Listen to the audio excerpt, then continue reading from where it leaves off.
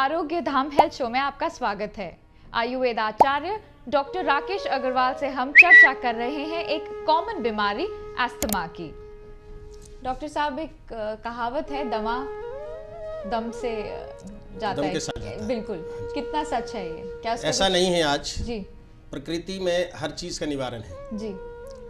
और आयुर्वेद में ऐसी अनेक जड़ी बूटियां हैं जी, जिसके लेने से एलर्जिक ब्रोंकियल अस्थमा से आप निश्चित रूप से छुटकारा पा सकते हैं। तो कंप्लीट क्योर हो सकता है, एकदम कंप्लीट क्योर आयुर्वेदिक में प्रकृति ने निश्चित रूप से इसका निदान दिया है जी। और दर्शकों को ये बात जाननी आवश्यक है जी। जैसा कि लंग्स का वेट हमने बताया, दोनों लंग्स का 1250 ग्राम है इन टोटल जी।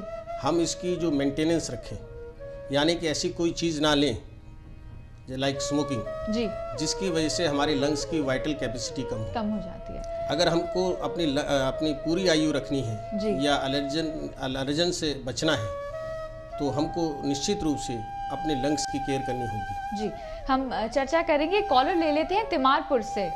जी चरण सफर से। नमस्कार जनाब। सर जी, ये मेरे को जो है गर्दन में बहुत दर्द होता है। सांस रात को जो है 3 बजे और 5 बजे के बीच में सांस लेने में दिक्कत आती है बहुत ज्यादा जी। अभी आप मेरे को पैरालाइज हो गया था ये। अच्छा जनाब, हाँ, अगर आपको एलर्जिक ब्रोंकियल अस्थमा है, हाँ जी, अभी हम आपको इसका पूरा ट्रीटमेंट बताने जा रहे हैं, उसको आप नोट करें। जी, एक और कॉलर ले लेते हैं, साथ में लॉरेंस रोड से है सीमा। जी Seema. Good morning doctor. Good evening doctor. Good evening जी।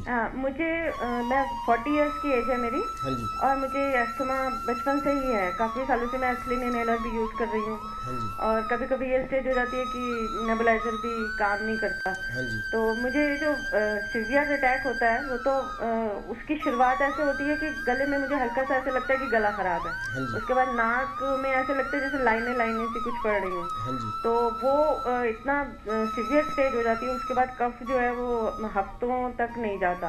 तो अभी मैंने हार्ट एंड लंग में भी दिखाया था, उन्होंने उसका नाम दिया sinusitis allergic rhinitis. Very right. अच्छा, तो सेरोफ्लो इनहेलर बताया उन्होंने और ये कैप्सूल वगैरह दिए एंटीबायोटिक। हाँ जी। लेकिन 8 दिन लेने के बाद भी उसमें कफ बराबर रहता है और चेस्ट में पेन भी बहुत होती है वो कफ की वजह से। तो मतलब मामूली सा गला खराब होता है लेकिन वो सिचुएशन एकदम एक्यूट हो जाती है। जी सीमा। तो उसके बाद फिर कंट्रोल करना बड़ा मुश्किल हो जाता है, पूरा महीना लग जाता है लेकिन कफ नहीं जाता। जी सीमा, इसका सर आप जवाब देने से पहले एक और कॉलर ले लेते हैं, सुनील। जी सुनील। हाँ, नमस्कार डॉक्टर साहब। नमस्कार जनाब। मैं सुनील कानखेड़िया बोल रहा हूँ करोलबाग से। जी।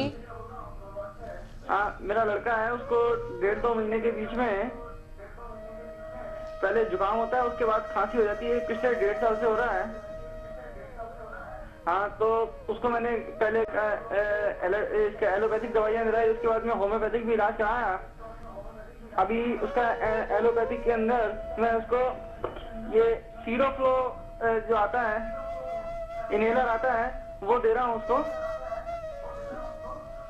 जी सुनील, आप बताएं ये जी देना सही है क्या, या कुछ और आयुर्वेद में इलाज है इससे अच्छा तो मैं वो कराऊं? जी जी सुनील, इनका जवाब अभी हम सुनील जी, अभी आपको हम पूरा ट्रीटमेंट डिटेल में बताएंगे। दोनों सीमा का और सुनील का, I think it's one of the same cases. जी। तो जहाँ तक इसका उपचार की हम बात आपको बताने जा रहे हैं, जी। इसके कारणों में एक कारण मुख्य रह गया, वो था इन्फेक्शन। जी। जो सीमा बहन ने बताया कि उनको बार बार infection means upper respiratory infection और लोअर रेस्पिरेटरी इन्फेक्शन की वजह से भी कई बार एलर्जिक ब्रोंकियल अस्थमा होता है। अब आपको जो हम इसके बारे में उपचार के बारे में बताने जा रहे हैं जी। इसमें एक सबसे पहले अहम जो आयुर्वेद की इंपॉर्टेंस है उसके बारे में ज़रूर बता देना चाहेंगे कि आज वेस्टर्न कंट्रीज़ में सबसे ज़्यादा एलर्जिक ब्रोंकियल अस्थमा के केसेज हैं, in spite of the fact कि वहाँ सबसे कम पॉल्यूशन है, सबसे ज़्यादा ग्रीनरी है, हरियाली सबसे ज़्यादा है। उसके बाद भी वहाँ जो एलर्जिक ब्रोंकियल अस्थमा के केसेस का जो रेशो है वो 8% है। जबकि इंडिया जैसे कंट्री में जहाँ सबसे ज़्यादा पॉल्यूशन है, आप इस बात से एग्री करेंगे, और उसके बाद भी यहाँ 4% उससे आधा रेशो है एलर्जिक ब्रोंकियल अस्थमा का जी। आज भी हमारे देहात में माताएं बहनें लकड़ी में या गोबर से खाना पकाते हैं, उसके बाद भी कम है। उसका रीज़न है आयुर्वेद की वो पंचवटी जी, जो नेचर ने हमारा एनवायरनमेंट जिससे बैलेंस किया है। वो पंचवटी है तुलसा, नीम, आम, पीपल, वट। इनके रहने से हमारा जो आसपास का एनवायरनमेंट है जी वो एलर्जन जो है वो कम होते हैं, और उसकी वजह से हमारे देश में आज भी, और इसका एग्जांपल है आज मिडिल ईस्ट में नीम लगाए जा रहे हैं, जी यूरोप में, यूके में और यूएसए में जी जहाँ इतनी हरियाली है उसके बाद इन चीज़ों को लगाया जा रहा है। वो इसलिए क्योंकि इनमें वो इन एंटी बैक्टीरियल और बैक्टीरियोसाइडल प्रॉपर्टीज़ हैं इन पंचवटी में, जिसकी वजह से वो एलर्जेंस कम होते हैं। और रही उपचार की बात, जी आयुर्वेद में ऐसी जड़ी बूटियाँ हैं जो कि शाश्वत सत्य हैं। जी इसमें सबसे पहले है अंतमूल, आप नोट करें, जी जिसका लैटिन नेम है टाइलोफोरा इंडिका अस्थमेटिका। जी ये नाम हमने नहीं रखा, ये आप देख सकते हैं, भारत सरकार की किताब है वेल्थ ऑफ इंडिया, जी मिनिस्ट्री ऑफ साइंस ने निकाली है।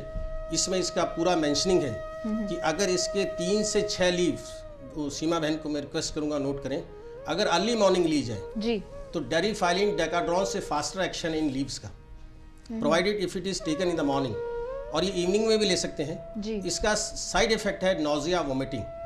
50% of the cases allergic bronchial asthma के टाइलोफोरा इंडिका अस्थमेटिका से ठीक होने पाए गए हैं। इसके साथ साथ आयुर्वेद में अनेक और जड़ी बूटियां हैं, लाइक कास मर्द, जी बड़ा कॉमन है इंडिया में, हमारे देहात में हर जगह मिलता है। कास मीन्स ब्रेथलेसनेस, उसका जो मर्दन करे मीन्स उसको जो उससे जो छुटकारा दिलाए, तो ये कास मर्द जो है ये भी बहुत इफेक्टिव मेडिसिन है। इसके साथ साथ जो और इसमें दी जाती है एंटी एलर्जिक के रूप में भारंगी, जी कंटकारी, जी बिल्कुल। ये जो इसके औषधि बारे है, में हम विजुअली भी देखेंगे बाद में, हमारे नेक्स्ट सेक्शन में हम उनको विजुअली बताएंगे। पर सर ये इसको लिया कैसे जाता है, how do you consume it? ये आप ये औषधियाँ पंसारी से ले सकते हैं, जी नॉर्मली अवेलेबल है? बिल्कुल अवेलेबल है। अगर आपको इसका लैटिन नेम मालूम है, जी। कभी कभी कंफ्यूजन होता है नाम की वजह से, बिल्कुल अगर आपको लैटिन नेम मालूम है इसका परफेक्ट, जी तो ये आप औषधियाँ ऑल ओवर द वर्ल्ड कहीं भी ले सकते हैं, इंडिया में नहीं सब जगह अवेलेबल है। और आप अगर आप इसको सही तरीके से इसको प्रिपेयर करें चूर्ण बना के, जी 1 टीस्पून मॉर्निंग इवनिंग इसकी अडल्ट डोज है, और बच्चों में इसकी डोज है आधा चम्मच सुबह शाम। जी और ये इतने इफेक्टिव मेडिसिन हैं कि इनके लेने से एलर्जिक ब्रोंकियल अस्थमा, साथ साथ आयुर्वेद में हमारी रस औषधियाँ भी हैं, जी जो इस श्वास कास, चिंतामणि रस आदि जो औषधियाँ हैं, वासा अवलेह एक और मेडिसिन है इसमें जो हर जो हम देते हैं, डॉक्टर वासा। साहब हम बात करेंगे, एक कॉलर ले लेते हैं, दरमयान दरमयान जी, सवाल पूछिए। मैडम ये मेरे चेहरे ना ये जैसे एलर्जी टाइप की है, मतलब कहाँ से बोल रहे हैं आप? हम करावल नगर से बोल रहे हैं जी सवाल कीजिए। जी। ये डॉक्टर साहब नमस्कार। नमस्कार जनाब। मेरे चेहरे में ना ये दाने दाने हैं जी कई दिनों से, हाँ जी, तो वो ठीक नहीं होते हैं जी।